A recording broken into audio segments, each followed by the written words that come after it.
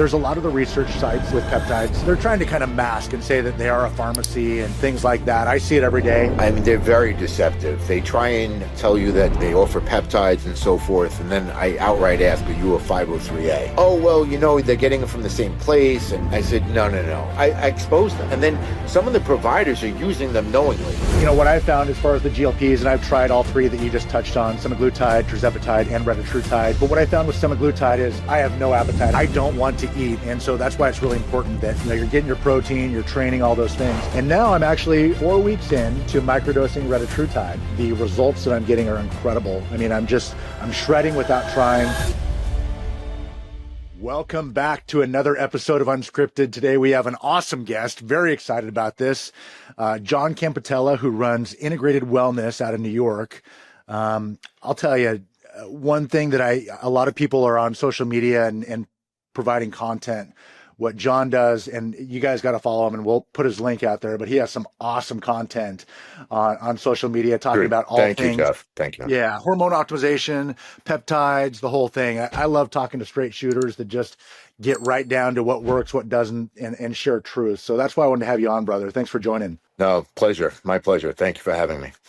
Tell me how you got in this space. You have an interesting story, and I want everyone to hear about it. So my background in this goes back decades. I was one of the original UFC fighters. So, we had to compete at a very high level.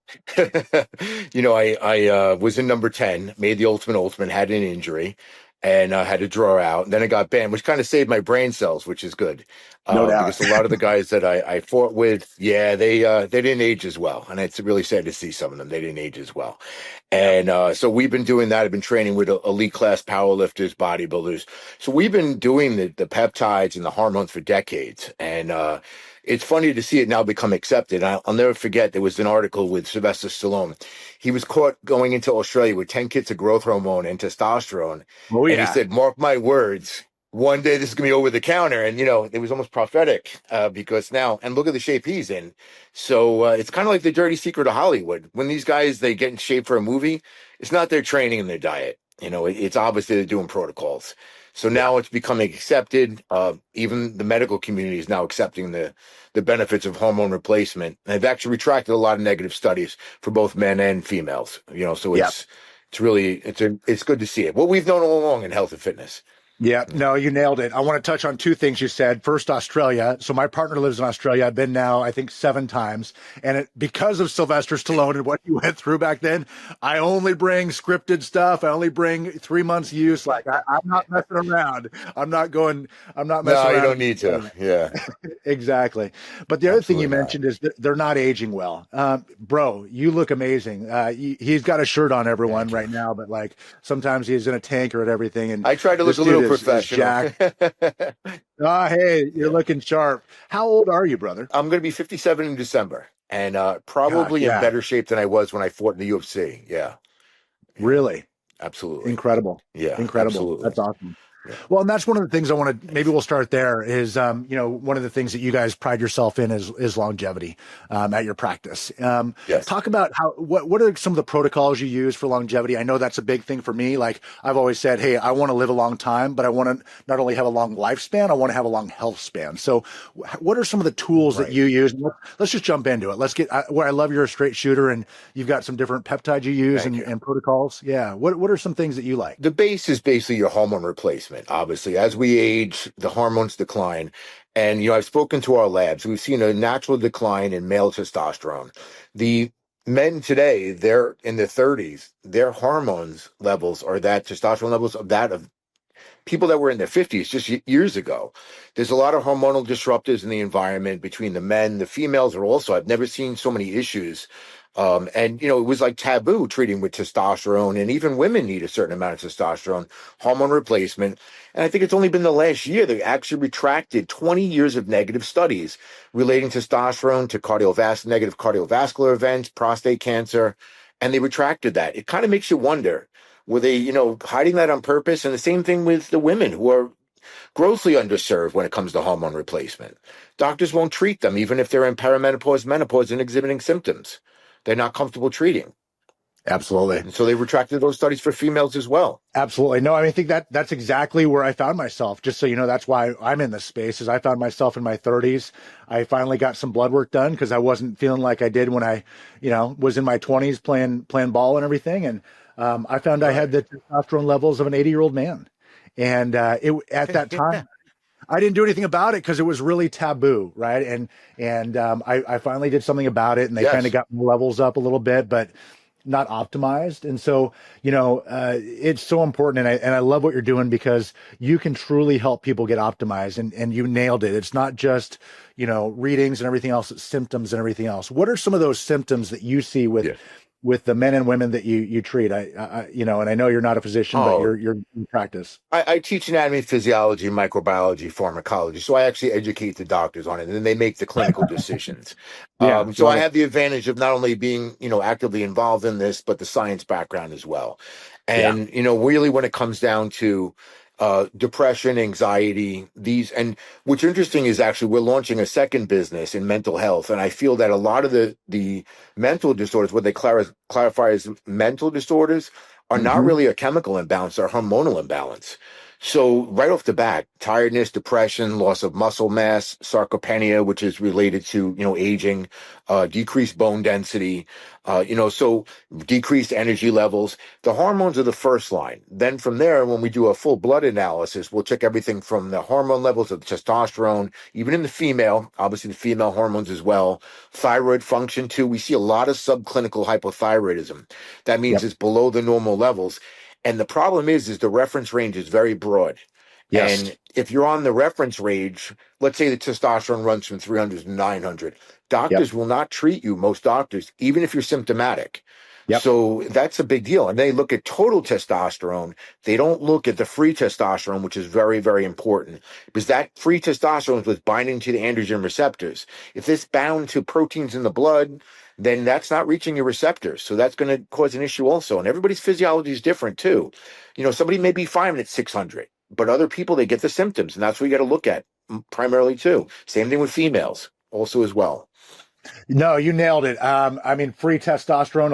I've seen a lot of groups out there that don't even test for that. They just measure the total, right? But you're right. It's the Yes. free that actually matters. So, what are some of the tools that you use, whether it's diet protocols that you use to kind of unbind some of that, if you will? That is the first priority, diet and supplements, sir. So when we develop a treatment protocol based upon the lab work and symptoms, then it's basically a tiered protocol. It's basically dietary, nutrition. Many people are deficient in everything from vitamin D, which has to be paired with K.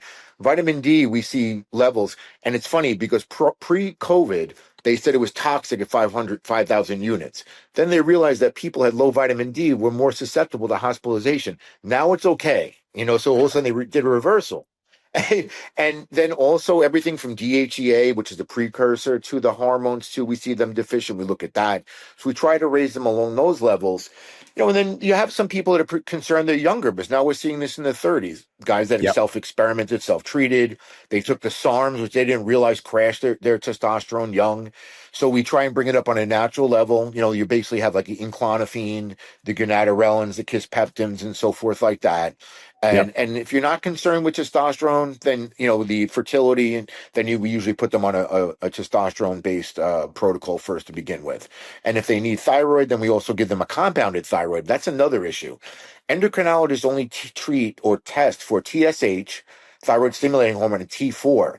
And what happens is a lot of people don't convert the T4 to the active form T3, Yep. and they don't test the antibodies. So if you have a high TSH, you might have Hashimoto, but they don't even test for the antibody. And as Yep. a result, then the people are suffering and they're not being helped by their endocrinologist, and they won't change their protocols. They just put them on the T4 and that's it, instead of a compounded version with T4 and T3. Yep. No, you nailed it. And so, what are some of those symptoms? Because I couldn't agree with you more. I think thyroid is one of the more undertreated, areas of optimization, right? And so, what are some of the Huge, huge. It yeah? supercharges all other hormones. It Say that again. supercharges other hormones. And if you have Exactly. low thyroid when you're younger, it affects development and cognitive function. Yeah. And so what are those some of those symptoms of low thyroid function? Because I think this is when guys come to me and they talk to me, they're like, I'm on TRT and everything else, and they're still not quite feeling right. And then you test their thyroid, and I think that's symptomatic of what we're kind of seeing. So what are some of those symptoms that you see? Chronic fatigue, lack of energy, brain fog. This is also important for cognitive function. Those are all Yep. symptoms. A lot of them, there's a lot of cross symptoms between the low testosterone and low thyroid. That's why you have to check for both. It's not, we're not you can't look at one hormone. You have to look at the whole ecosystem of the endocrine system. So Yeah. it's not just a matter of testosterone. It's the thyroid, right? Your adrenal function. All these things have to be considered. So all these experts online, oh, I'm a thyroid, all of a sudden I'm a testosterone expert, a bodybuilder. They can't read this stuff. They don't know the interplay in between the hormones. They couldn't possibly, and that's why you got to get blood work done. Until you get your blood work done, your labs done, it's all a guessing game. Yeah. You won't even know what's going on. Absolutely. That's Yeah. You got to huge. look under the hood to see what's going on. And you've shared a couple of kind of your thorough Exactly. Well analysis put. of blood work and everything else. Like, brother, you like the level that you go to with your clients in analyzing their blood work and being able to educate them, which you talked about earlier. You've got that background, but it's incredible. And so I really commend you on that. Tell me what your process is for blood work and lab results. Like, what do you charge? What's the process if somebody wanted to come to you and get blood work done? So most of the patients that come to us, they may not exactly be sick. They just want to optimize hormone function. So we Right. have actually developed our own at-home test kits that, for a quick blood work that does a decent panel, that's $175 cash. We're getting credentialed for insurance to even accept insurance for that. If we Interesting. feel that somebody needs a full panel, usually our initial blood work, if they don't have it from their provider, then we send a full panel to LabCorp request. And then we can do a full analysis. But the at-home kits, the turnaround is amazing. It does a capillary draw, which they validated against the venous draw. They literally put it on their shoulder, press the button. You don't even feel it. It does a small draw, send it in. Our lab is getting us results back in 48 hours. So Incredible. for a busy professional that doesn't have time to go to the lab, my wife's a nurse. It took her a month to get blood work. She couldn't take Yeah. off. But a Yeah. quick panel, that does a hormone panel, then we could give smaller panels as we go, and the turnaround is in a week. It's amazing.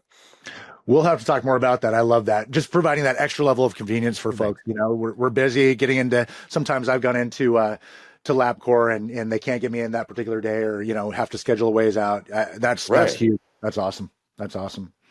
Cool. And they One send you thing. piecemeal a little bit at a time panels. Some comes in, then they miss this draw. It's very frustrating. Very frustrating. Absolutely. Absolutely. One thing that I know you've been very outspoken about on social media is the use of research peptides, right? And I just kind of love to hear your take on that. I've got my own story. We've talked about it, but I just kind of love to hear what you're seeing as a clinic owner and what you're seeing out there. And let's talk about that a little bit. Let's dive in. Right. So I've been self-treating for decades, and that's why it's funny because when doctors talk about, oh, this new revolutionary peptide, BPC or Semarelin, I'm like, we've been doing this for decades in bodybuilding. And, we went to the research sites, right? And we went to things like Peptide Science. And I remember distinctly the 5-amino 1MQ, which was, I saw the research, excellent. I ordered it and wow, it's pretty good, I thought. And then when we got it from the compounding pharmacy, when we organized the medical program, I worked with doctors night and day. I was like, wow, that's really a big difference. So number one, you got to worry about the quality. And peptide Yep. science is supposed to be one of the best.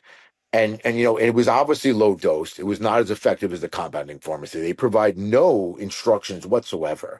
So I see people going in chats and groups asking uneducated people how to dose things. Yeah. And they don't provide dosing information, dose calculations, and none of this stuff. They don't tell you the contraindications, which peptides should you mix with each other. It's unbelievable. And a lot of them have these mixes. Each of these peptides are stable at different pHs. You can't Yeah. miss some of these things together, but they put them all together. They think it's a value. It's not. It's ineffective. You always got to worry about contamination. It's funny. These people, they made a big uproar about taking the COVID vaccine. I'll never put that in my body. Here you are taking research peptides, right, that you're injecting regularly from China. Like, you're so contradictory. It's ridiculous. It's unbelievable, and and you got to worry about infection, contamination. You have your own story with that, right? As we spoke about with the Yeah. No, you're contamination and absolutely so right, forth. brother. Yeah, you're absolutely right. I mean, I was one of those guys like I'm not taking the jab, but yet I was doing the research peptides and injecting myself with stuff I shouldn't. And I told you, I ended up in the hospital. I ended up in the hospital with a serious infection, Crazy. like a life-threatening infection. And at that point, that's why That's I if you decided went septic, that you could literally die. Yeah. that's what the doc said. They said, look, if you had Hmm. waited any longer, you would have turned septic. Game over, right? And so at Yeah. that point, that's when I said, I'm not messing around with this anymore. I'm not self-treating. I'm only working with, pharmaceutical, direct from a doctor. That's when I chose to Right. move and get into this industry because I just see so many of my bodybuilding colleagues, my friends, just even your average everyday folks, just like, hey, peptide sciences or, I can get it for cheaper over here, but they don't realize one, like you said, the difference, but also the risks. Right. Then even just getting your blood work monitored. I've lost a lot of friends, Jeff, between the bodybuilding, the power lifters, their friends that ki- they had basic issues with their kidneys. This one is on dialysis. They actually brag about it. Some of the bodybuilders that they're on Yeah. dialysis, ridiculous. And it's really the bodybuilders that have given the hormone replacement a bad name because they use the super physiological dosages, and people right away say steroids. No, this is hormone. It's the same thing if you're diabetic and you take insulin, you're replacing what your body's missing. So both of us at our age, our testosterone is, it's in the bottom of the curve. So we're just replacing it to normal levels.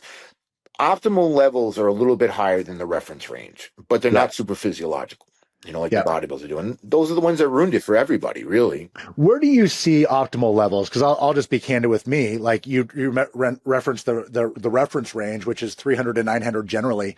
I'll just be honest. Like I found where I'm optimal is usually right around 11 to 1300, and depending on when I'm I'm right in that testing. sweet spot too. Yep. And some people Yeah, push, I'm right? right in that They sweet go spot too. beyond that. But, that's where I found that I'm symptom free and I feel great. Like I feel better than I did when I was in my 20s.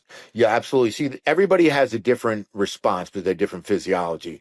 You have to Exactly. monitor hematocrit, and then you also have to want. They do monitor PSA, even though they show no link. Funny thing is, with the hematocrit, it's very misleading because right away, if you go to a regular doctor, they're going to mistake and misdiagnose an elevated hematocrit with what's called polycythemia vera. That is a genetic disorder where there's an increase in not only the red blood cells, the white blood cells, and the platelets. That Yep. puts you at clotting risk. The raise in the EPO, which is the testosterone, was going to increase EPO, which is a hormone produced by the kidneys, will raise your red blood cell count. That's called secondary erythrocytosis. It's not the same. So right away, they see a slightly elevated hematocrit, and they tell you got to do a blood dump, you got to come off. But meanwhile, up to 50 or so, our ceiling's about 52, and that's coming by from a cardiologist. You have Yep. to remember, and I used to teach this in lab, people in the higher altitudes, like Colorado, they have a higher hematocrit normally. It's Yep. and certain ethnic groups. So you don't see people in Colorado stroking out all the time. So why is it a concern with bodybuilders? Yep. And when your Absolutely. testosterone was higher when you were younger, you had no issues. So that's a big thing you got to look for too, which a lot of doctors they don't know how to differentiate between the secondary erythrocytosis and the polycythemia vera, which is a genetic disorder. Yep. Very, very And different. And if somebody is getting to those, pushing beyond 52, I've also heard 54, right in that low 50s. Is that when you would recommend a blood dump as a way to kind of pull that down a little bit? Usually what we say is like if they're extremely high, yes, but the best way to deal with that address is reduce the dosage or increase the frequency. By increasing the frequency of the testosterone injections, you kind of reduce the issues with the estrogen as well as the hematocrit. Yep. So you can do several times a week, and that should mitigate the effects as well. And then, of course, you want to take cardiovascular protection. Like I take nattokinase as well. That helps. It's very good. It's a natural supplement derived from seaweed. Also, believe it or not, tadalafil, the generic of the Cialis, very good as well. And I found out that this is wild. So a blood pressure medication called talismartin, even though it's just for blood pressure, it acts like cardarine and helps with fat loss, insulin sensitivity. So that even further has multiple, and we're finding a lot of these medications that actually have corollary benefits. So even though I have normal blood pressure, it's a good tool. So it's not elevated higher because of the testosterone. So you should be cardioprotective. Same thing with the liver, NAC, glutathione. You want to be preventive in nature too, as well. Those are all gold, man. Those are some of our secrets that we use, the telmisartan, the Cialis, low dose Cialis, not only for blood pressure, but for prostate. As we get older, it can, my urologist actually is recommending it, not for sexual dysfunction, but for prostate enlargement and things like that. And so you just touched on some of my favorites. Glutathione, I think, honestly, I don't know Good. why you wouldn't be on glutathione, to be honest with you. It's a extremely Right. powerful antioxidant, right? Once people see how complicated it is, they realize that they don't know what they're doing, and they really need to see somebody who does. And that's what's really important. They don't know the difference. And that's why guys like you and your practice separate themselves from your average, Thank you. individual just hanging up a shingle, calling themselves a hormone replacement shop, and they're popping up all over. I mean, depending on what part of the country you're in, they're on every corner. But that's Yeah. that's why I wanted you to be on the show, is you're a true pro and people can learn from you, and you're raising the Thank bar you. as to what should be expected in that. So. One area I did want to touch on that you're kind of outspoken on is there's a lot of the research sites on with peptides that are positioning themselves as they're trying to kind of mask and say that they are a pharmacy and things like that. I see it every day. I know you're getting bombarded by them. Share your experience on that. I mean, they're very deceptive. They try and tell you that they offer peptides and so forth, and then I outright ask, "Are you a 503A?" Oh, well, they're getting it from the same place. And I said, no, Mhm. no, no. And they actually say, oh, it's the same stuff. It's, your pharmacies, you're not protected by these 503As. Meanwhile, I expose them because it's really ridiculous. And then some of the providers are using them knowingly. It Yep. just shows like Gary Brecker is actually promoting a site. And if you go to the site, Perpetua, it says for research use only. Shame on you, Gary. Really, you're a figure that people follow and you're promoting peptide sites, research only peptide sites. That's ridiculous. It shows you he is not interested in the patient or the people that follow him at all. He's money driven. And that's absolutely disgusting. And there's a lot of providers I know that are using these companies just to court savings. You're doing a disservice to your patients and you're doing something dangerous. You should lose your license. And Gary, honestly, really shame on you. That's disgusting. Ben Greenfield, same thing, promoting a research site. I'll call them out. I don't really care. They should be exposed to what they are. They're promoting research sites. Anybody that tells you, oh, discount code, they're going to send you to one of those sites and they get a little bit of money. That's horrible. Obviously, it's not with the patient's best interest in mind. Disgusting. So if you are a patient or you are a practitioner, what should you be asking these groups that are approaching you about peptides? What specifically? Number one, you have to check their 503A pharmacy. Try and speak to people in the groups that are dealing with them. Many of them, I know, like your service is legit script certified. Correct. That's like the gold standard as far as that goes with those things. I've ordered stuff that people were very deceptive, and then all of a sudden I got the samples, and they were basically to try out myself. There was no instructions. They did not come with things. My tesofensin just came, just to show you a little bit. If you could see, it has every little thing on it: the prescription number, the lot number, everything's there. These research sites don't have that. And I know right off the bat, I made them refund us. I said, you're very misleading. And I put them on blast because they have to be put on blast. They're not the same quality. Do you really believe these certificates of authenticity and purity? Absolutely not. And even if they say 98, 99%, all you need is a little bit of right bacterial infection. And then you get something like you experience. You almost died Amen. from sepsis. Yeah. Amen, brother. I couldn't agree more. For And I what? see it. Saving the cost of a dinner?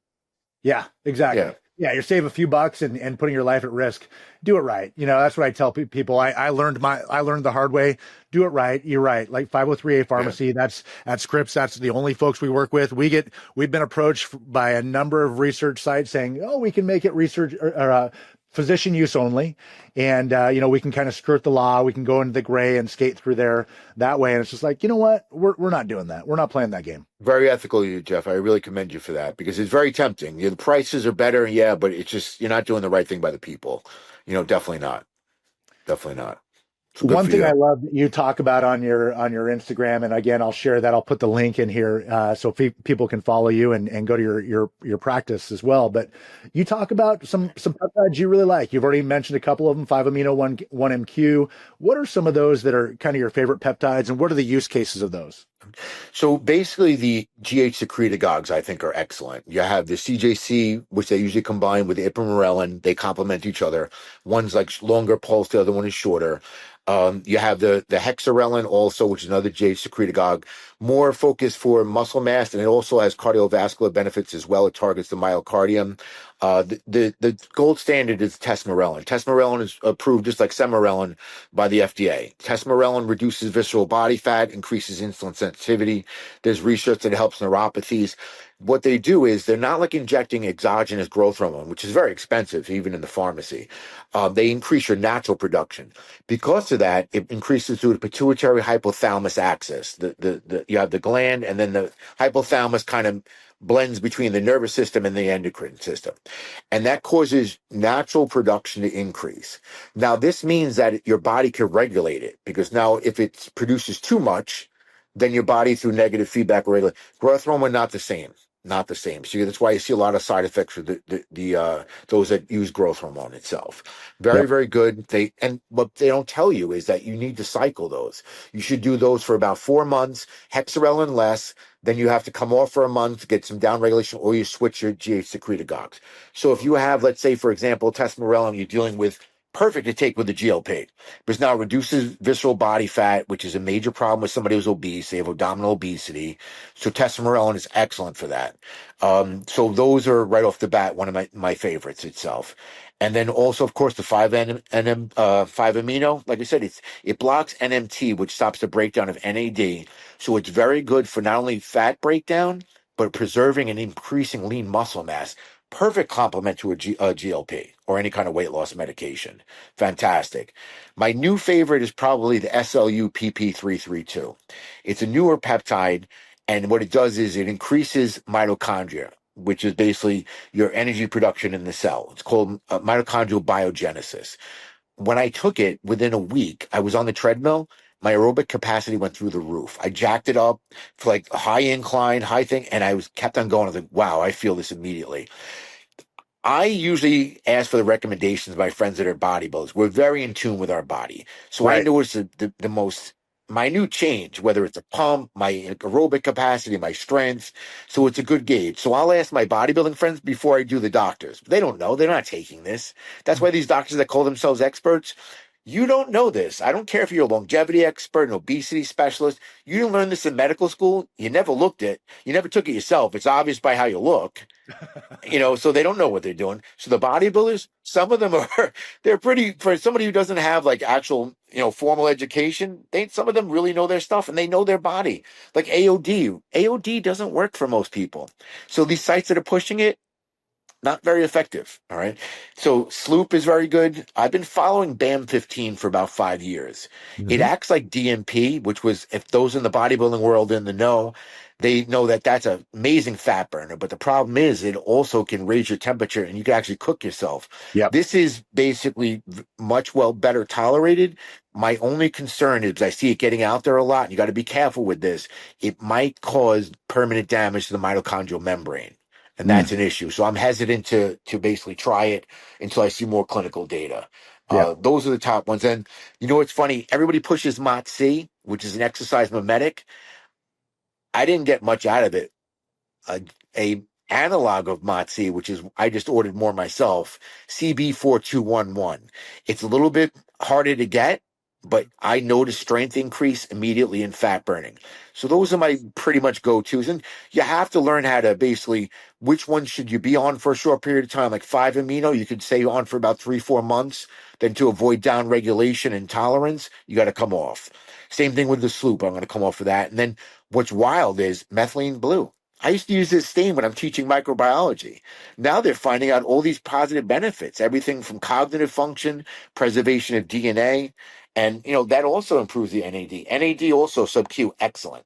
It's a coenzyme that declines in our body.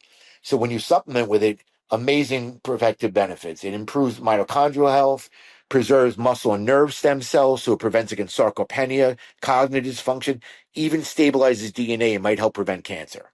So these Beautiful. are all preclinical studies, but the research looks great. You I know, got and to I share. give them my thumbs up. I think I shared my story with you, John, about methylene blue, but I've been using it as well. My partner and I, we went over to Turkey to do the full body analysis. You do the full scan, the whole thing. And one of the things you obviously have to do is you have to give urine. And so, I've been on methylene blue. And for anybody that knows, when you're on methylene blue, your urine is blue, or at least You some pee a shade, little blue. right? It's green or what have you. So I'm going in, I give urine. And obviously it's blue. And I take that over to the nurse's station, drop it off. And you should have seen the look on these Turkish nurses of what I delivered. I It's can only not, imagine. it's not 15 minutes later that my partner, who's also on methylene blue or was taking methylene blue at the time, comes in and drops Yeah. her off. They Yeah. thought we were aliens. They thought we had come from a different planet. So that is Yeah, I'm one of about to the say it sounds like you're an alien. that is one of That's the side great. effects of methylene blue, but I agree. It's a great compound, and obviously everybody's sees RFK, with this methylene blue on the plane. It's become more popular, but Yeah. And well, you know what's wild is that they've actually looked into it. So I had a friend who has his son has Duchenne's muscular dystrophy, and mm, that's an issue with dystrophin protein in the muscle, and it's not a good prognosis. One of the treatments was actually methylene blue that they're doing research for. They're looking at also for symptoms of COVID, long COVID as well with cognitive function. So yeah, there's amazing amount, and which I knew as a dye in microbiology. So I'm stunned. But again, this comes down to like, look at Talis Martin, methylene blue. There's another compound Amexalox. Amexalox was used for canker sores. Now they're finding that it actually can help inflammation and may help with weight loss. It's unbelievable the other uses for everything. yeah. Do you And they're use just finding this out rapamycin? now. Do you use rapamycin in your practice, John? I'm a little concerned. Here's the only problem. So the tech guy, Brian Johnson, I had met with his consultant. He told me he was doing it. And I said, I would be very concerned about taking it every day because it's an immunosuppressant. That's what it's taken for to Right. prevent organ rejection. And then I said, I wouldn't be doing that yet. So sure enough, that's one of the things he felt was aging him. But I think if you do it, let's say once a week, what's the recommended dosage, then it's supposed to help. There's a lot of good research in getting rid of the damaged zombie cells, as they call it. It's called autophagy. So they're looking. There's a lot of good research behind it. Be very cautious. I wouldn't take it every day, but it's an immunosuppressant. I just started it again. Once a week. That's all you're supposed to take it. Brian Johnson was doing it like I think almost every day. And then he was Yep. experiencing symptoms. It's like with anything, even with methylene blue. At very high dosages, people were taking intravenous levels and it's neurotoxic. But I mean, that's an IV as Yep. opposed to a 25, milligram pill. But the IV is much, much, much higher too, as well. Yep. Yeah. Yeah. I always You say, have to I even say be that to careful folks. with NAD. Yep. I always say to folks, the devil's in the dosage, right? It can be really good or it can be toxic if at the 100%. wrong doses. What are some of those? So you mentioned a couple, and for folks that maybe have injection phobia and don't want to inject anything, a couple of those that you mentioned I know are very effective in the capsule form. Which ones of those are there? Tesofensin. That's what I just got right now. It was actually studied for treatment of Alzheimer's and Parkinson's. Wasn't efficacious. However, they noticed the patients lost comparable amount of weight loss to semaglutide. So it's a different pathway. And what's great is it increases nerve growth factors in the hippocampus, your site of cognitive function. So it actually improves cognitive function. It stops the reuptake of serotonin, dopamine, and epinephrine. So it also helps with mood stabilization. So I was introducing it to a psych MP, but we're also getting into mental health. And he was like, "Oh my God, I'd rather use this than Lexapro because some people gain weight on Lexapro. This helps you Right. lose weight." And like I said, it's a serotonin, dopamine, epinephrine reuptake inhibitor. So it's like an SSI in that respect, and very well tolerated. And that's another thing that's oral. There is an oral form. I'll tell you this: semaglutide, tirzepatide, not very effective in oral form.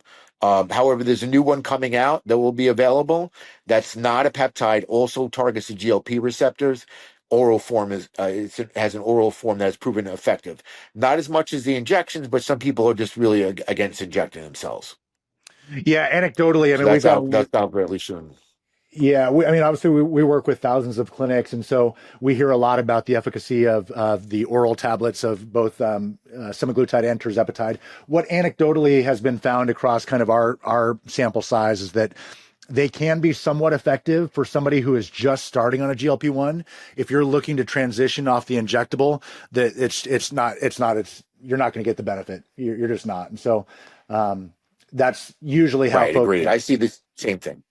Okay, Yeah, good. because a lot of them are troches, and the troches you're supposed to keep in your mouth on the side of your mouth, and they end up swallowing them, Right. which is that defeats the point.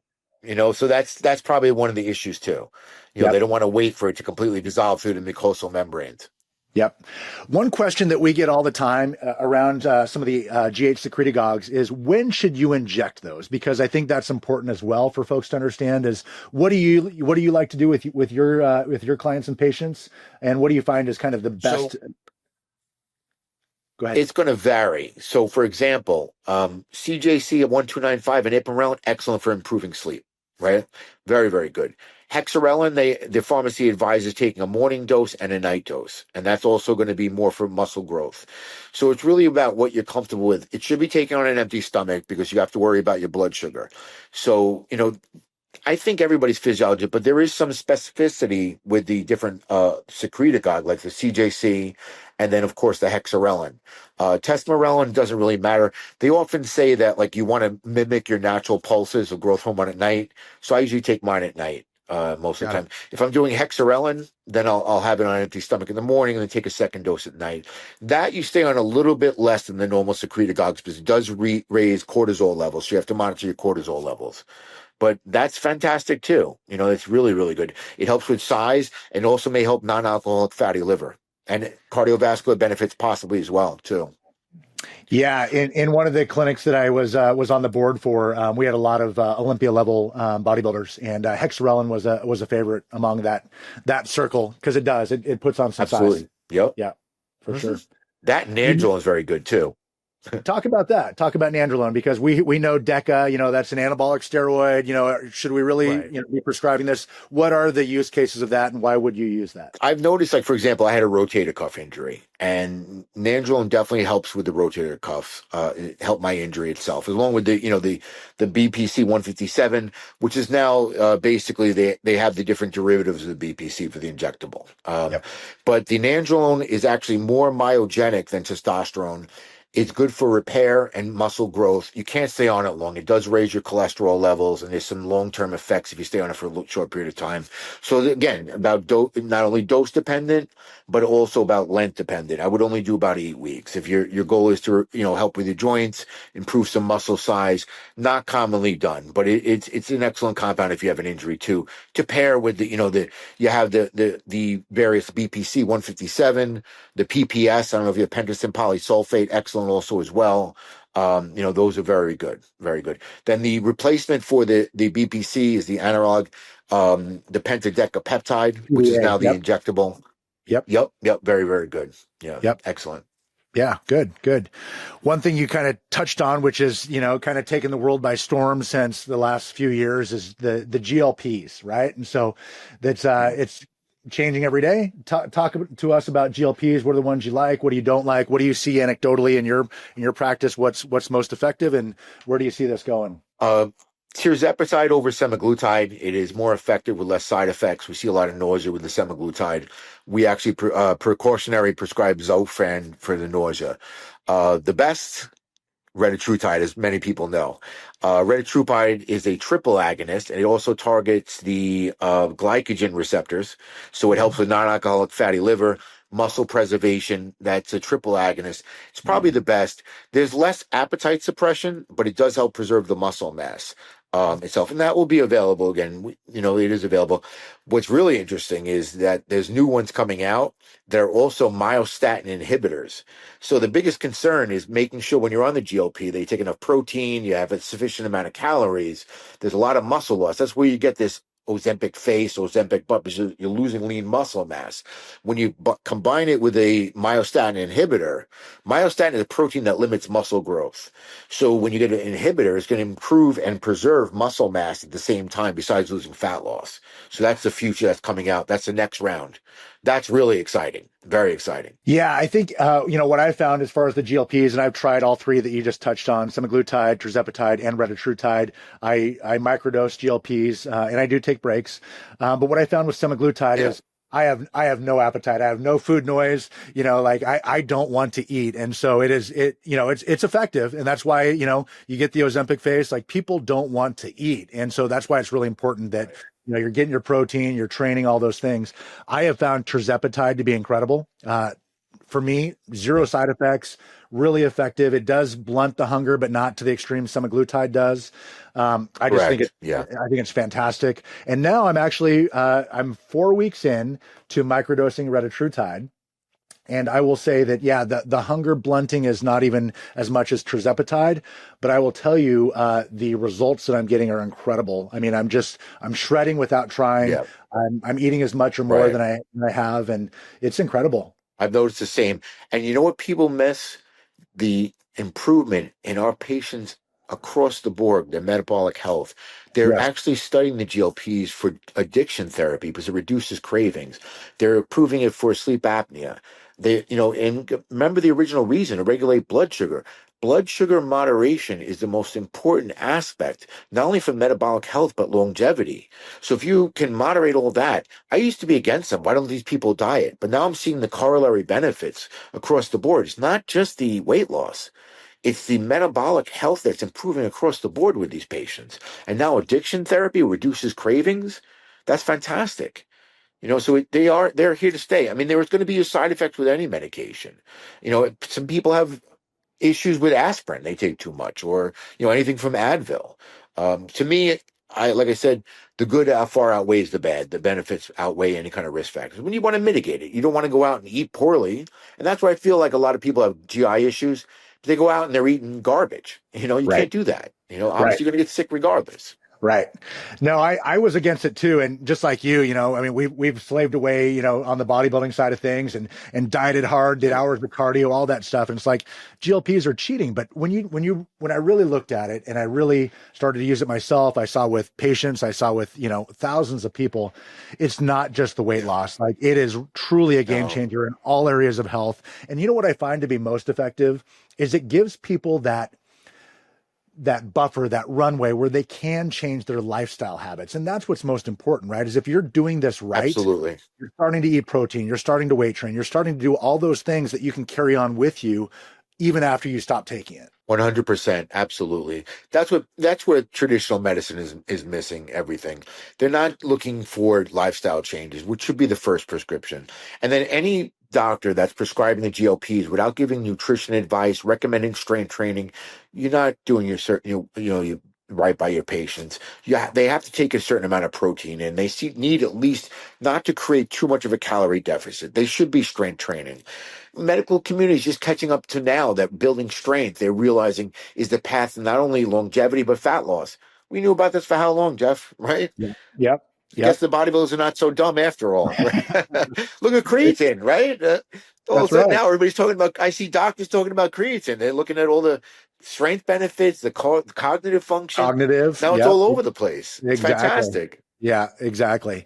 What are some of the things that you would use with a GLP-1? I mean, obviously muscle loss can be one of those effects of using GLP-1s. What peptides, like where do you find your best practice? Where does somebody kind of optimize in using GLP-1s? Fat loss super stack. Number one, you got to make sure their hormones are optimized, right? So that's the first step.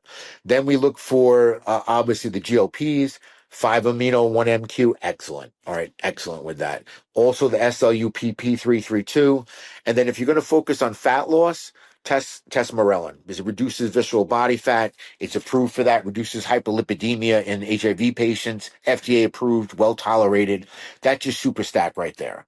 All those different ones. So if you could do a GLP, you do the 5 amino 1 MQ and or the SLUPP332, and then of course the tesamorelin. There's your stack right there. And then you want to basically come down off of that, and then maybe like go on a MOTS or the CB4211 if you cycle off the 5 amino in the sloop. And that's Yep. a long-term prognosis right there. You're going to Beautiful. shed fat. You're going to improve your muscle mass. Yeah. IGF-1 L3 too, advanced bodybuilding compound, probably one of the best recomposition agents out there. I hear guys telling me, I saw a podcast, oh, it doesn't work. No, you went to a research site and it was fake. That's why. Because that stuff is one of the best recomposition. I have pro bodybuilder friends that gain 9 pounds of muscle mass in a year using that.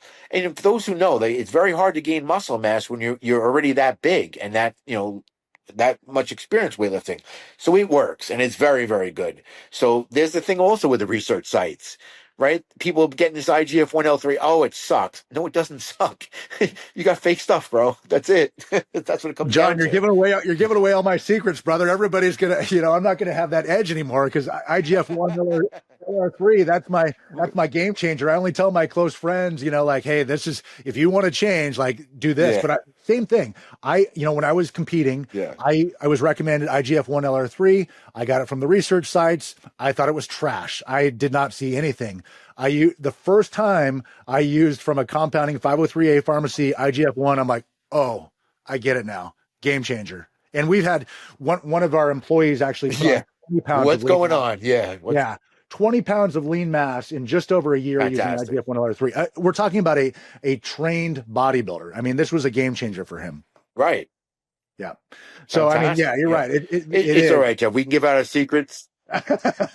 These doctors won't know what to do with it. Yeah, true, very true. But that's what we want to do, right? Is we want people to understand the right things to do and what not to, and that's kind of the point of Unscripted. Absolutely. That's why I love that you're so vocal on your social media, because honestly, there's so much misinformation out there, and it's time that people start hearing the truth. Horrible. Yeah. So I've been in academics for over 30 years, and now that I'm getting back into fitness, at least in the wellness, I look at and I'm listening to people. Now, you got to remember, I teach anatomy, physiology, microbiology, pharmacology, nutrition, and I'm listening to the Gary Breckers and the Dave Aspreys, and they're spitting out lies. They're lies, and it's disgusting, and people are falling for them. They're pushing their products. It's I really don't want to sound like hard on people, but if you look Dave Asprey, he talks about anti-aging. He's younger than we are, than I am. I know. Yeah. He looks like he's 80 years old. How are you going to tell me that or Gary Brecker doesn't even look like he works out? Listen, if you can't improve yourself, obviously your stuff doesn't work. That's really what it comes down to. I mean, you got to model your program, live the life that you preach. I'm a model for our program. I walk around with single-digit body fat. I randomly go on bodybuilding shows with only 2 weeks prep, because I show that I could stay in condition. I don't know what I'm doing. I'm an ex-fighter. I'm not a bodybuilder. I don't know how to pose, but just to show that I could step on stage and you can maintain this. It's not about like just dieting for a show. This is my lifestyle, and I'm a professional. I'm very busy. I don't live in the gym, and you can do both. You see, I post a lot. I post a lot about me going out, enjoying myself, going to dinner for my friend's birthday. We went to a steakhouse. I ate. You don't have to live like a monk. You could do all this. Enjoy your life. What's the point of looking good, having great energy, if you're going to sit home or live in the gym? You want to go out and enjoy life. That's what this is about. We have one of our patients, one of my friends, 71 years old. He is jacked. And, some people can't even lift their grandkids up. He's lifting dumbbells, double the weight of his grandkids. And he's fantastic. It's inspirational. My one friend won 4 pro cards at 62 years old. Unreal. On our program. 4 pro cards. And it's working. I tell folks I was doing HRT for about 8 years.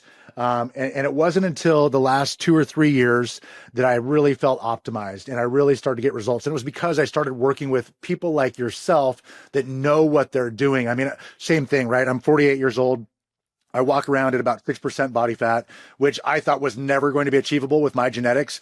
I'm eating out, I'm traveling, I'm doing all these things that I thought I would have to be a slave to egg whites and oatmeal, and I love that stuff. Don't get me wrong, and I live the lifestyle, but all of these things to get optimized and just using the right tools, working with people like yourself is the key. And I that's why I commend what you're doing, man. It is possible. I want folks to realize that at your age of 57, I'm at 48. Like, you don't have to just cash it in and just, call it a day. You can really thrive into your middle year.